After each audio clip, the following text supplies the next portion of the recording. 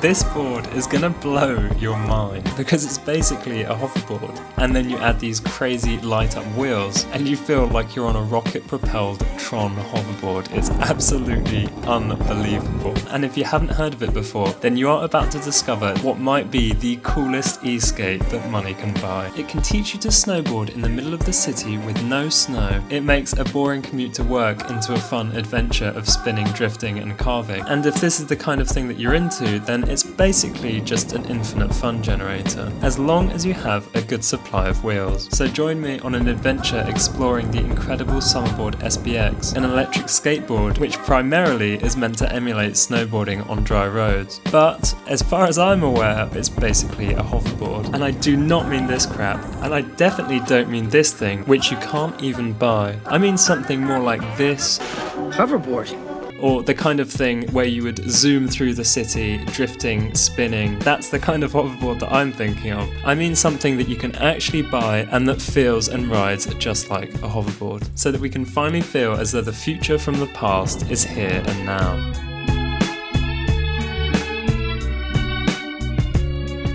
So it's now been a few months since I got sent this Summerboard-SBX, and in that time I've not only been riding it to work, but riding it a lot during my free time, and there's no better way to describe this board than a little story of something that happened while I was riding across the city. Now this all happened while I was practicing before a Freeboard event to drill some tricks on the Summerboard, because one of the great aspects of a Summerboard is that you can use it on incredibly smooth, flat cycle lanes. We were drilling shifties in switch and minding our own business, spinning around, having an absolute blast, when some guy stopped us, amazed by how this board was moving. Because to be honest, if you've never seen these boards before, they are kind of mind-bending in that they really do look like there's no friction on the ground. And he was so blown away that he said that a board like that would have been black magic in the 70s. The first time I saw a Summerboard, I was equally amazed by how it moved. These boards have taken multiple iterations, first stemming from a company called Leaf Tech, and the whole IP of this board is to combine the powered wheel from a boosted electric skateboard with the spinning caster wheel of a 6-wheeled Freeboard, the original kind of skateboard which emulates snowboarding on roads. And to do this, they had to develop their own slip ring technology so that the power wouldn't cut out as the center wheel spun. And so after a couple of versions of the Leaf Tech board, the Summerboard-SB1 and the Summerboard-SBX, we're now on the second version of the SBX, which is the board that I ride, and they've improved so many aspects of the board, including the center wheels, where you now have holes drilled in them to make the ride even smoother, and my personal favourite are the light up edge wheels, which make the board look like it's absolutely from the future.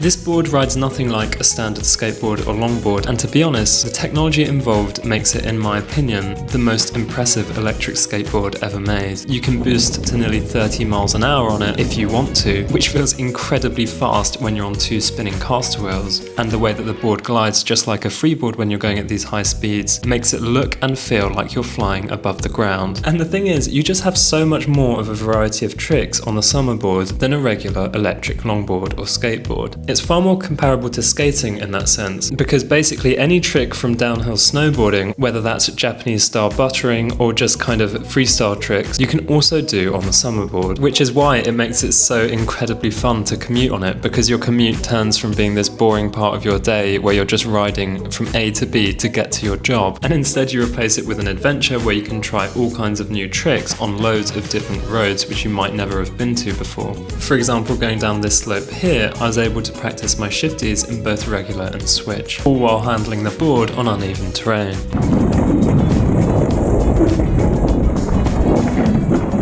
It's just so much fun, and at the end of the day you know that you're improving your snowboarding on your daily commute to work. And this is not just something that they say to sell you a board, because I've actually tested it myself, where I learnt to freeboard and summerboard for a year before going snowboarding, and this is what I did on my first day snowboarding all the way up to day number 4. And so honestly, if you live in a city without hills and you want to practice your snowboarding or even effectively learn it before you ever even hit the slopes, the Summerboard is by far the best option to do that.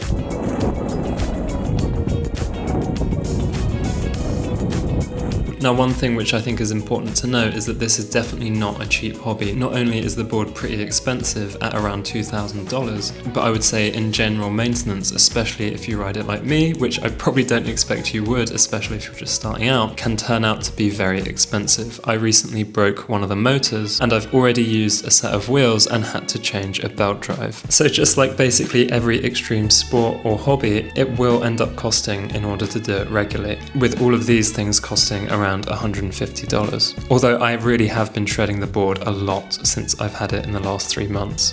But for any of you guys, especially the long-term viewers who are thinking of buying one, I think this information is really important in order to make the best decision possible. But with all that said, the Summerboard is probably the most fun I've had on basically any board in a very long time, especially in my local area. I mean, the sensations of flying when you're going at high speed and the board kind of drifts left and right. That sensation is incredible. The fact that I've been able to practice loads of tricks which I never would have been able to before off the slopes, which I can then bring this winter over to the snow when I eventually go snowboarding again, that's also incredible. And then you can couple this with all kinds of other benefits, like using it as a means of transport to work to make your days way more fun, or as a tool for you freeboarders who want to learn all kinds of new tricks, because you can really drill them on any kind of flat spot with basically no risk and no having to walk up every single time you want to try it. Yeah, the Summerboard is unbelievably underrated. And I'm happy to argue in the comments that this is by far the closest thing to a hoverboard that money can buy. Sure, it's not actually flying, but it feels like you're flying, looks like you're flying. To be honest, those things are far more important than having it actually fly, but not really feel like a hoverboard, even though it's technically hovering above the ground. It's a marvel of modern engineering, and I hope that this video has given you a nice introduction into the wonderful world of summerboarding. If the price tag is far too high, I highly recommend checking Freeboard out. I'll leave a video here on the left. These are the non-electric version of a summerboard, and they are fantastic for turning mountain roads into snow slopes. Otherwise, I hope you enjoyed the video, and I'll see you in the next one. Have a good one.